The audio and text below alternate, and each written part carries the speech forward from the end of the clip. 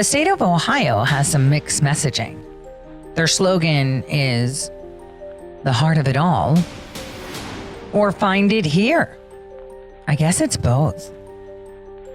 But in Ohio, we can find it all here. In Ohio, we have a constitutional amendment, Article 1, Section 21, that disallows from any governing body to force any Ohio citizen to subject themselves to medical procedures, medications, insurances, you name it.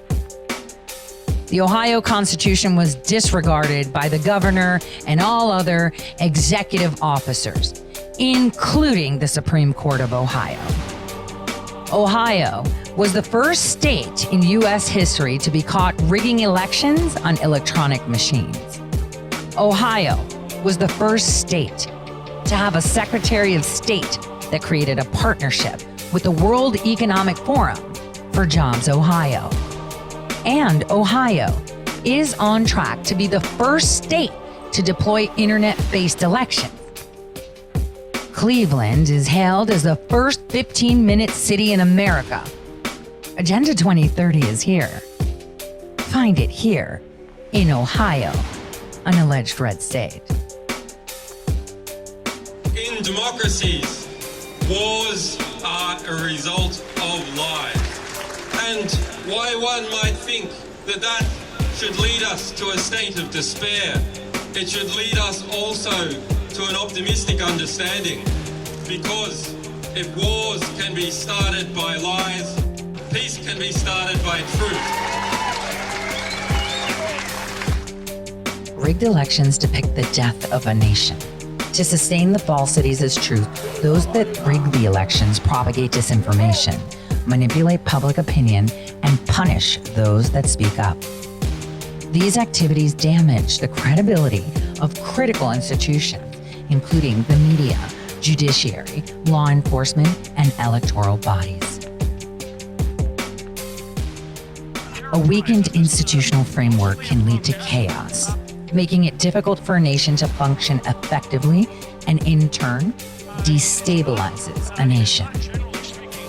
This is a dire threat to our national security, and our presence in the global arena since 2021 has weakened us from world power to third world nation.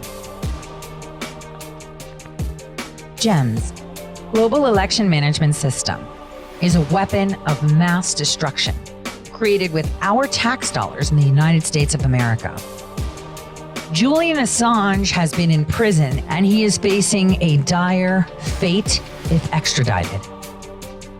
But why was he arrested during critical U.S. elections after over a decade of accurate reporting? Remember Bradley Manning?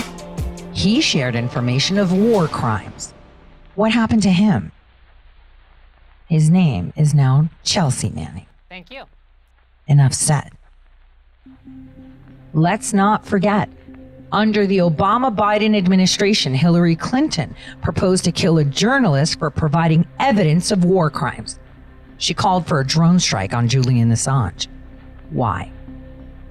This question about countries spying on each other, we know, in fact, it is the United States National Security Agency that is the most aggressive spyer on other nations. And we have obtained evidence, which we will publish in due course, about US intelligence agencies interfering in European elections.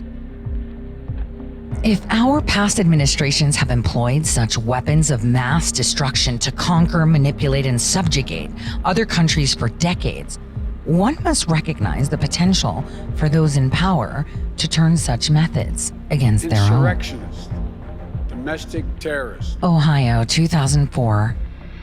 The elections were rigged. Servers were exploded in Tennessee, just like in Nashville, Tennessee after the 2020 elections. But everyone forgot about the 2004 elections because the star witness died in a plane crash. Ukraine, a rigged election. I know. I helped. They stopped counting in the middle of the night after a summer of love. Or shall I say, winter of love. in wars, conflicts and wars are not solely fought with traditional kinetic weapons like guns and cannons. Over the past 4 decades, non-kinetic forms of warfare, such as disinformation campaigns, cyber attacks, and manipulating public opinion, also known as psychological operations, have shifted from covert tactics to overt strategies. In the realm of subjugating any government, the mainstream media is the preemptive or first strike weapon. A first strike weapon is a weapon that aims to gain the upper hand or neutralize the enemy's capabilities before they can respond effectively. Robert Biden Jr. do solemnly swear. Are we not a nation of self-governed free people that elect representatives? Isn't the First Amendment about free speech? Is our vote not a representative of our free speech? Then why would our installed government deny us the right to question them? Why deny us transparency and the ability to see the counting of the votes that are conducted in a black box with software that is privy to corporations and global governments on our dime?